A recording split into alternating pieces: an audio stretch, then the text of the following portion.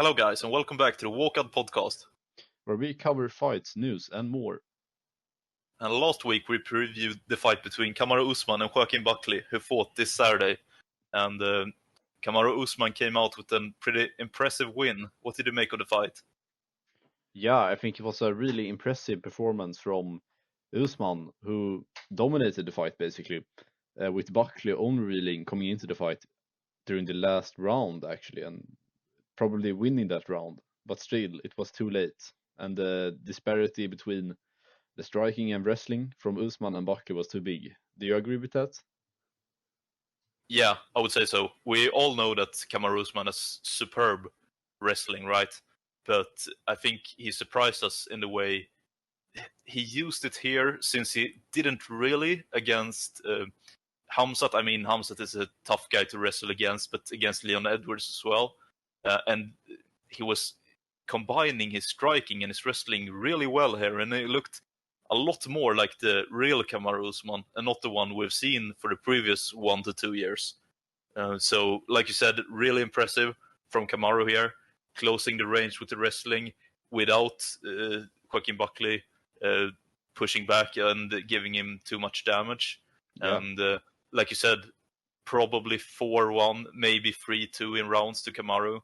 And like you said, he turned up Buckley in round 5 and won that round. I think most people agree with. Really solidly, looked crisp on his striking, had really good takedown defense. I think Kamaru tried 9 takedowns and failed pretty much all of them in round 5, that is.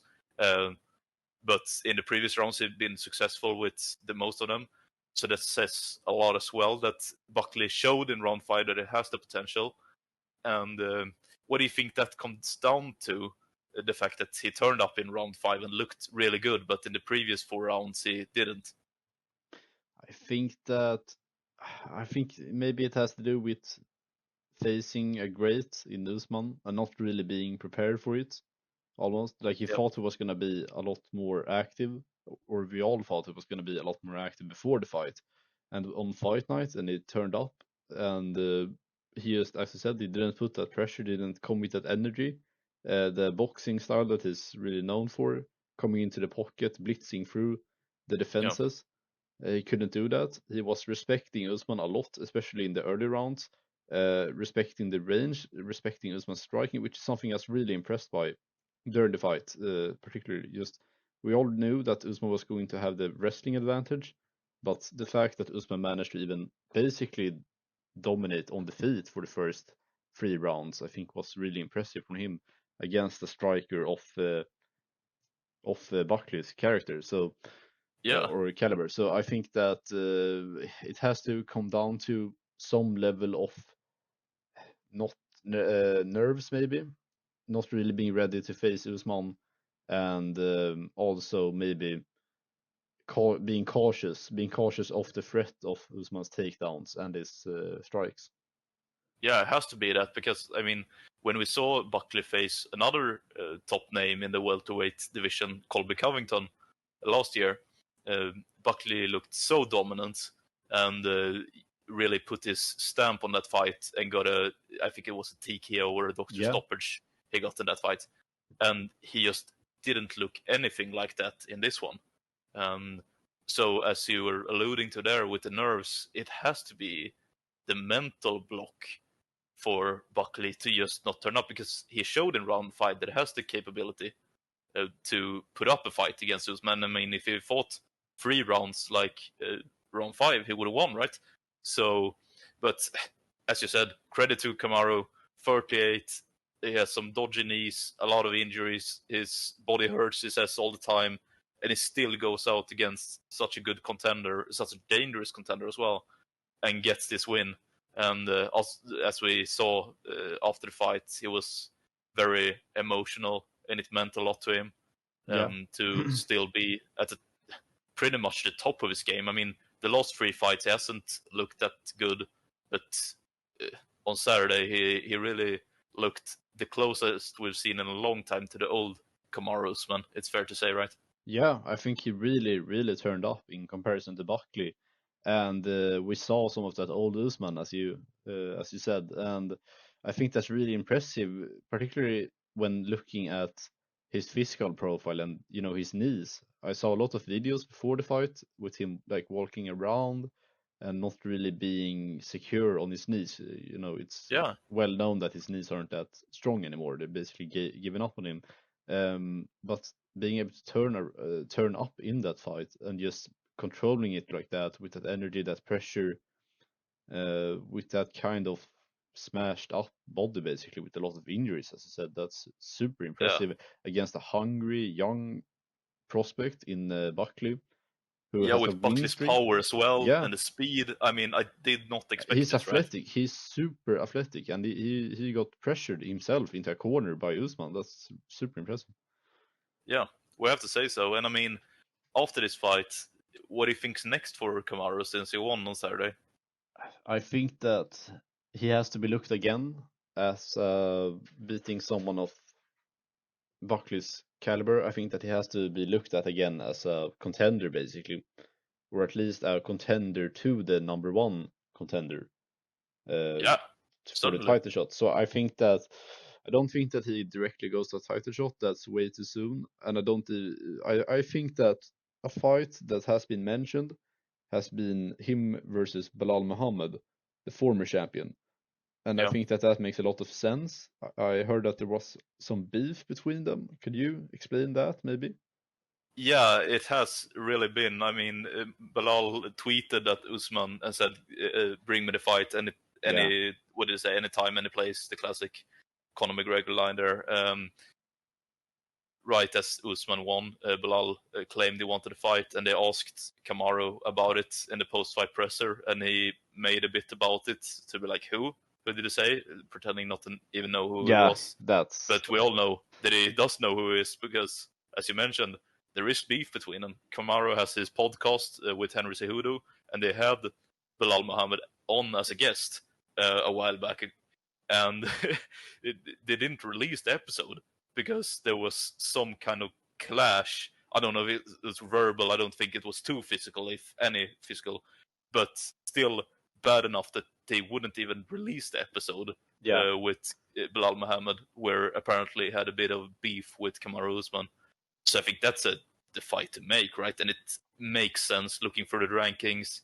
They haven't fought because before, and I guess that's because Kamaru was such a good guy, and Bilal was a bit low down in the rankings, and he yeah, just and didn't also, match up.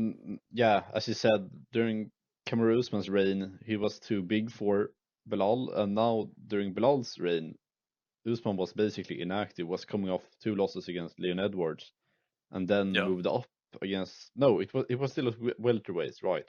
Against Hamzat, or was it at middleweight? No, middleweight. Yeah, It was at middleweight. last minute middleweights. I Damn, mean, not damn, where did they yeah, lost that one. Yeah. that's rough.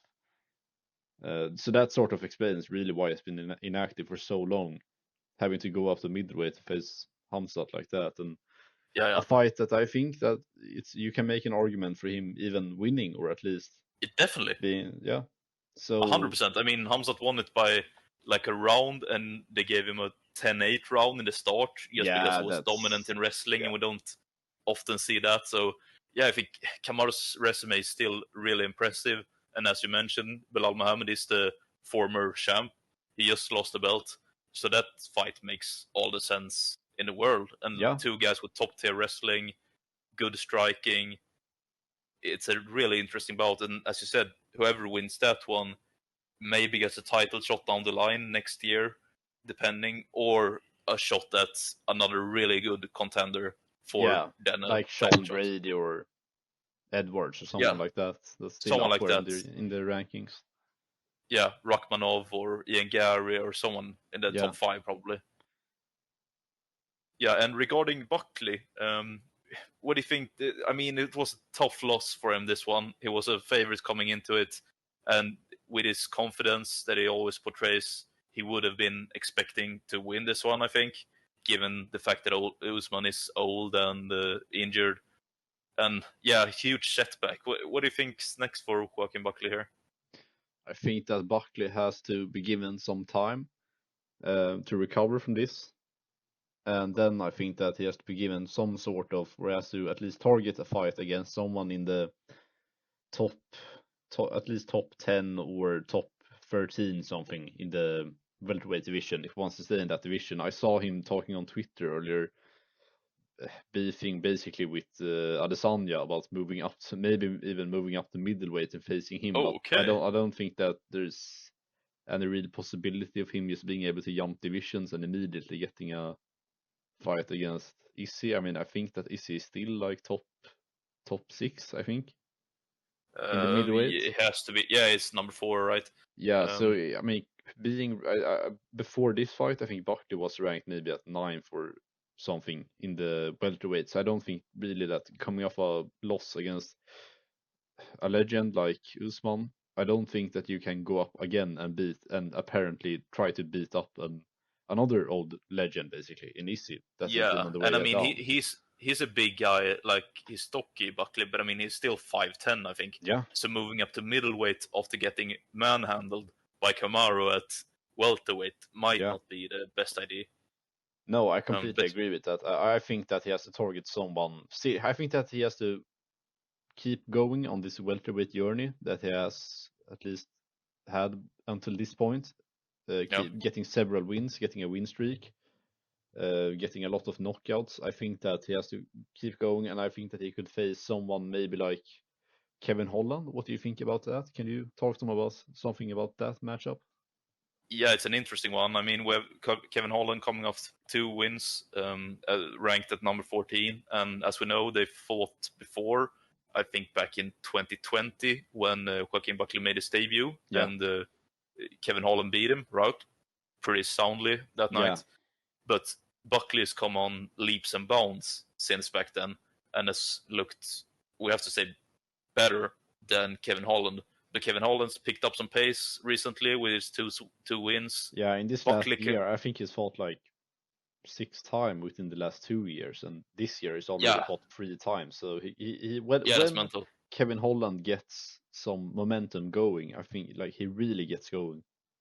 Yeah, definitely. And I mean, he's ranked, Kevin Holland is, and I think this one just makes sense. Buckley's high ranked, but coming off a loss. Kevin Holland at 14, but coming off 2 wins. We know that these guys will. They have history. They have some drama. Yeah, definitely. And both of them talk a lot, and they would build up this fight, I think, in a pretty big way. And they are both entertaining guys before and in the ring. Yeah. Or in the octagon, shall I say.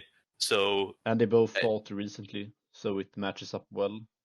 Yeah, it would do if Kevin Holland wasn't pretty much a maniac who fights every 2 months. But if he can only... I think he said something after the last fight about not fighting as often, I think, for the for the next couple of months.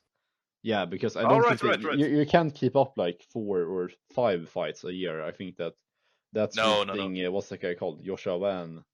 That's reaching his level of fight frequency. Yeah.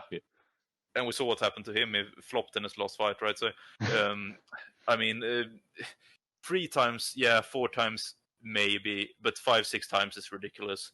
So I think if Kevin Holland takes a few months off, and maybe we can see this matchup in the end of the year, possibly, and it will be one to look forward to. Really entertaining, like we said, out and in the octagon. Exactly. But overall, good fight, we have to say. Bit disappointing that Buckley didn't come into it like basically in round 5 he started the fight, which really surprised me. Just pretty much gave up the first 4 rounds to Kamaru. But as we said, not at all come with enough energy in the beginning. No, he just choked it basically, and Kamaru Usman looked like he did in 2019 almost. Yeah. So gonna be interesting to see what's next for these 2 guys, and especially for Kamaru Usman, if he can maybe somewhere down the line reclaim his belt. I know that's his goal. It's a tough ask for a 38-year-old, but I mean, I think looking at the contenders, I think it's super tough because before you even get the title shot, you need to get through Belal Muhammad, and I think that even then, if you beat Belal, I think that there could be an argument for Shavkat or Sean Brady being before Yeah, to him get the in title line to shot, get yeah. the title shot, especially if they have a fight before this.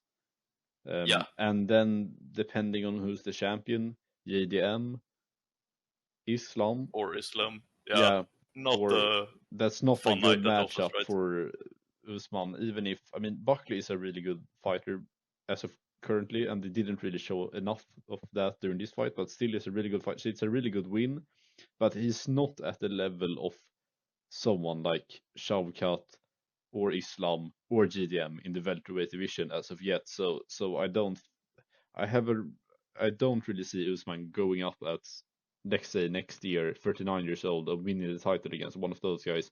But I No. don't want to get proven wrong again because I predicted Buckley this fight. So if somehow Kamaru Usman goes up against Bilal Muhammad, beats him, and then gets the title shot and wins, then I won't say anything against him. I will put respect Yeah, on his name. then it's pretty much the welterweight goat. Yeah, I mean, it's a of course. really That's tough ask, but as you were alluding to there, we can never count out Kamaru Usman again, I feel like. no, absolutely. We've learned our lesson with regarding him. Yeah, definitely. So all credit to Kamaru, and we're excited to see what happens next. Absolutely. All right. So coming up this weekend, we have the upcoming fight night between Jamahal Hill and Khalil Rountree Jr. in Azerbaijan. So what do you think about that one? Yeah, I think it's an interesting one. Both of these guys are coming off of losses. Hill to Prohaska and Pereira, Yeah, and Rountree to most recently to Alex Pereira as well. And it's a question of who looked worse, in my opinion. But they I are, agree. to be fair, two really good names in the light heavyweight rankings. Yeah. Both crisp strikers on their day, and a fight I'm looking forward to. I think these guys always have pretty entertaining fights. They both like to box a bit, and I prefer that in a matchup rather than maybe grappling or jiu-jitsu. Yeah, So two random wrestlers really. That's not really as entertaining as two great boxers or strikers. no, exactly, and I think that just highlights this, as you say, uh, because it's a fight night, as you said, in Baku, Azerbaijan, where a very wrestling-heavy country, and the Yeah. main event are two strikers. So that just signifies how entertaining I think this fight's going to be. It's a difficult one to predict, I think. Do you have any feeling about how this one's going to go? Yeah, I agree. It's a very difficult fight to predict because both fighters are at a very similar level, and we can see that with the betting odds before this fight, that it's very Yeah. very very equal. And I think that, but I'm still leaning towards Roundtree because I just looking at these two fighters and how they match up with their style, sort of, and as you said before, looking at the record. I think that when you look at Jamahal Hill's record in this last couple of fights, I think that he has a worse record than Roundtree in his last couple of fights, especially against Pereira. So we can both of them has faced Pereira in title shots. We can directly compare those two fights and see sort of who did better against Pereira at least, and draw some conclusions from that. And from that fight, we could see that Hill got knocked out in round one, and Yeah. it wasn't competitive at all. But No. Roundtree gave him a good fight for four solid rounds, and got knocked out late round four after receiving almost or more than 60 significant strikes, which is incredible. That's probably almost a record-breaking high for the UFC for one round. Yeah, from a guy Absurd. like Pereira as well. Yeah, That's from Alex terrifying. Pereira as well. That's incredible to be able to withstand that, his tankiness. So, and also when you're looking at Jamal Hill, you have his latest fight against Jiri Prohaska, where I think Hill was the favorite for that fight, or was Jiri Yeah. the favorite? Yeah, he was the No, favorite. Hill was quite a big favorite, actually. Yeah, and we all saw how that went, right? Yeah, definitely. And going into that one, I was expecting Hill to win, since I don't want to count anyone out just coming off one loss. Yeah, But after that, I mean, Yuri is a great fighter, man. But Absolutely. he's a bit unorthodox and not the most clean of strikers, we have to say, Yuri. He's really good, don't get me wrong, but he's not champion, really. And Yeah, just losing in the fashion he did. I mean, he got knocked down and almost finished in round 1, came back a bit in round 2, but in round 3, Yuri just manhandled him and put him out quite easily. And Hill didn't have any say in it whatsoever. And like you said, it was the same when he fought Pereira. And Khalil, on the other hand, when he fought Pereira, he won a lot of fans over because I think it was ranked at like number 7 or 8 or something like that going into the Pereira fight. So people weren't expecting him to do very much. But as you said, he showed a great level of toughness, some really crisp and clean striking, and like you said, he just tanked a lot of damage, and we have to give him a lot of credit for that, I think. yeah, I agree, absolutely. I mean, looking at those 2 previous fights, I think that you can definitely say that Roundtree has the better resume as of currently going into this fight, maybe, right? Yeah, I think so. Yeah, and not only looking at that, but I think at least maybe for the matchup between these 2 strikers, I think that Jamahal Hill is a fighter who uses his reach very well. He moves around in the octagon very well, and he's mobile, and he throws long strikes with both his legs. He mixes very well with his legs and his hands. He's striking, and I think that although it's very difficult to deal with, I think that a guy like Roundtree, who is a tank, who can tank those strikes and not fall for the feint maybe and get knocked out, because I think that Roundtree is maybe the more higher IQ fighter, which maybe, I don't know, maybe a controversial statement, but I think that the way that Roundtree fights, he fights a bit more like Pereira, which we saw how the Pereira matchup went for Jamahal Hill. I Yeah, think that Roundtree is a bit more of a fighter who he picks his moments, sort of. He puts pressure, but he also picks his moments and is always loading up for the finish, basically. While Hill is more like he gets into the octagon, he just strikes and strikes and strikes and moves around, and yeah, he does his own thing. But Roundtree is a bit more reactive, and I think that that can work well against someone like Jamahal Hill. What do you think about that? I would have to agree with you. I think that's a great point, actually, that he is a smart fighter, Khalil Rountree, Yeah, and a bit smarter than a lot of people give him credit for. And moving on, I look at Jamahal Hill's record here, and I don't really see any names better than Khalil. I mean, Glover Texeira's on there, but he was very old when Jamahal Hill beat him, and he beat him by decision. And Glover is a stocky wrestler. yeah. He's not the fast, intelligent striker. It's a completely different matchup, right? Yeah, and when Jamahal Hill has came up against good strikers in Pereira and Prohaska, we see that it got finished. And Yeah, is Khalil Rountree as good of a striker as Prohaska or Pereira? Maybe not, but I would have to agree with you that I think he's good enough to get this one done. Don't get me wrong, I'm not going to be too surprised if Jamahal Hill in some way maybe edges out points decision here. yeah, or But maybe even a knockout. Like that's the thing with these 2 guys. Like you said in the beginning of this prediction, you said that, well, it's going to be a really entertaining fight because I think both of these guys, we're not doing, like, I'm not saying that Roundtree is definitely going to win over Hill. I think that it's super close, and both of these guys can probably get the knockout in any round of this fight. But yeah, I just think that it's more likely that Roundtree can tank a lot of the shots that Hill is throwing rather than Hill tanking a lot of the strikes that Roundtree is throwing if both of them manage to land with full power. Um, but both yeah, of I them can agree. get a knockout. I think it's interesting. Yeah, definitely. But I mean, as you were saying there, who have we seen take the more damage? It's definitely Khalil. Yeah, He's a hard guy to break most of the time, while Jamal, I don't think we've seen that much pressure on him. And in the last 2 fights we have, and he's lost by finish. So I would have to agree with your prediction. If I had to pick a way, I would say a TKO or a straight KO. round somewhere around like a round 3, possibly for Khalil. That is.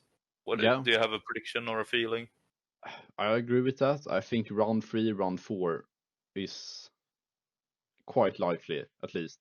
But it's so close between these two that you like it's not even maybe a 10% chance. It's it's very very equal between these two fighters, and both of them can get a knockout. But I agree, if there's going to be, and I think that there's going to be a finish to this fight in the form of a knockout. If Yeah. there's going to be one, I will be leaning for round 3, and if it's round 3, I will be leaning towards round 3, round 4. I think that makes sense.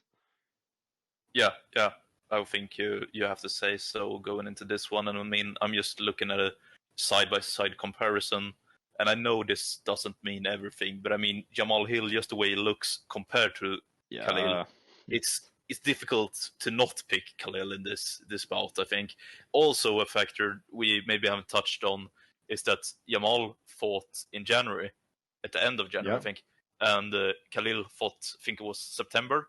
So he's had a lot more a time, lot of time out. should I Yeah, say? Yeah, to recoup and just heal up, because he did take a bit of damage in the Pereira fight. Like you said, most significant strikes possibly ever, right? yeah, Especially since they were from a guy like Pereira who hits so hard.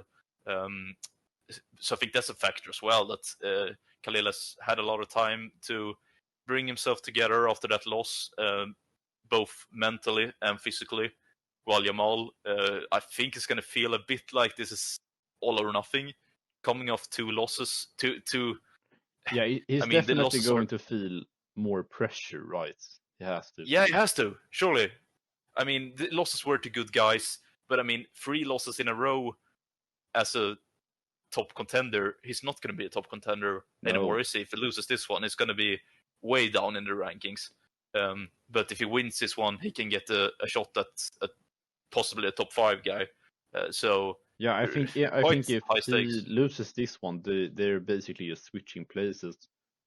Round 3 becomes like a top 3, top 4, while Hill becomes like below top 5, below top 8, probably maybe even. Yeah, that's pretty accurate, I think. Yeah, I would have to agree.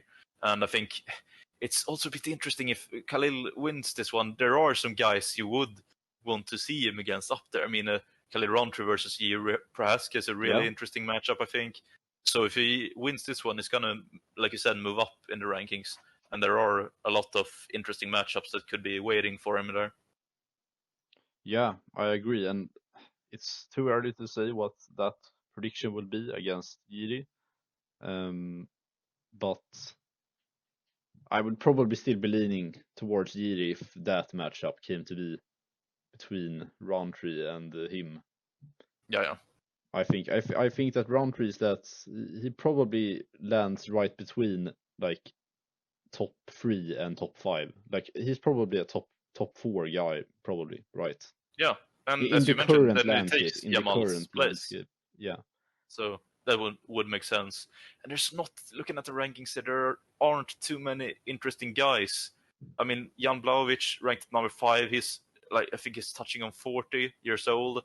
Carlos Alberg is ranked Rakic, number 3. same old. It's only Uh, really old guys in there. Not many yeah, and the prospects really. younger guys, I mean, like Carlos Alberg, I Yeah, think is very overrated in my opinion. I mean, yeah. that can I come don't back really and get bite the me, but hype that much between him.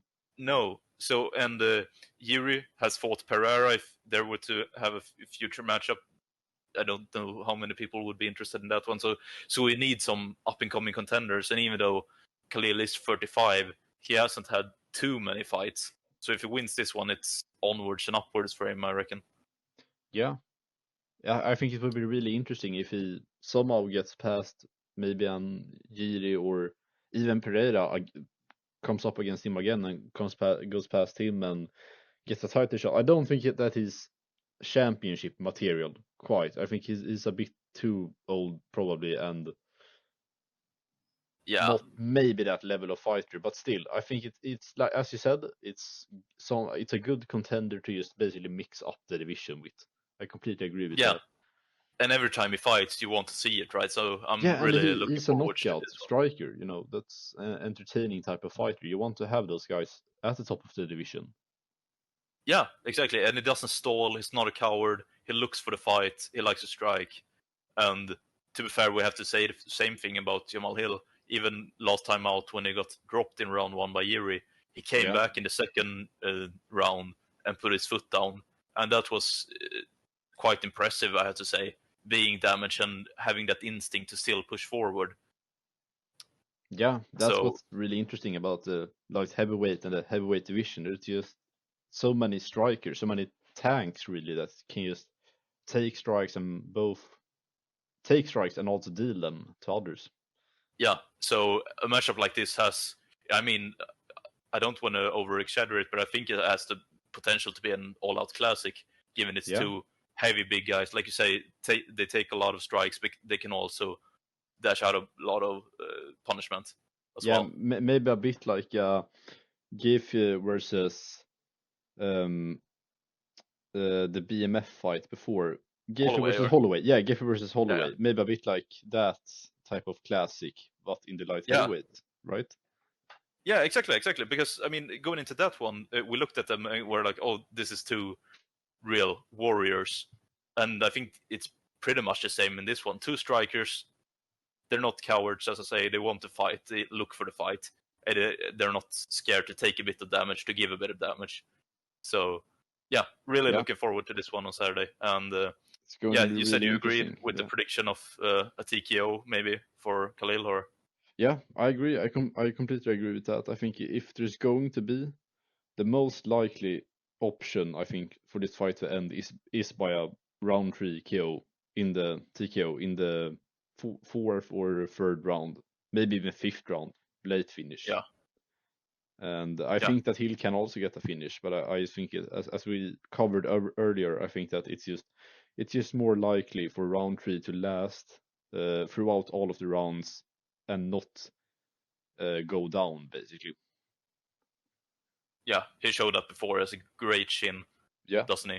And the same can't be said about Jamahal Hill, really, given the fact that he's coming off two quite devastating KO losses. So we can see why Rountree is a slight favorite here. But as you mentioned, it's still a very close fight going into it with the odds as well. I mean, Rountree is a minus 155 favorite, which isn't a lot by any stretch of the imagination. So, what if an interesting one to follow would win this one? What do you think will happen then for the division? If Hill wins? Yeah, and we haven't even covered that, but it's sort of because there's not really there's not really anywhere for him to go, right? What's the matchup to make there? I mean, there's two names jumping out at me. Carlos Ulberg is ranked number 3. He needs a fight, but he won't get a title shot, I really don't think. And Jan Blachowicz is still up there and hasn't retired yet, as far as I'm aware. Yeah. So he's always a big name and a really entertaining fighter as well. So I think, personally, for me, that would be one I would be looking forward to, Hill against Blachowicz. Is there any matchup that comes to you, or? No, I probably agree with that. Either that or Ulberg. But I mean, just looking at this division, I think that's it's just more fun even if Rountree wins this, because I just feel that he's the more competitive fighter against someone like Pereira, Ankalaev, Prohaska, or Ulberg. I'm not confident in Hill picking up wins against maybe even Blachowicz or Ulberg. No, definitely not. That's the problem. I mean, so we he looked a bit sloppy in his last two fights, so you can't really count on Jamahal Hill. Like you mentioned before, of course he can go out there on Saturday and clean out Khalil Rountree and get this win, but I won't be expecting it. If I have to say so. We don't want it, basically.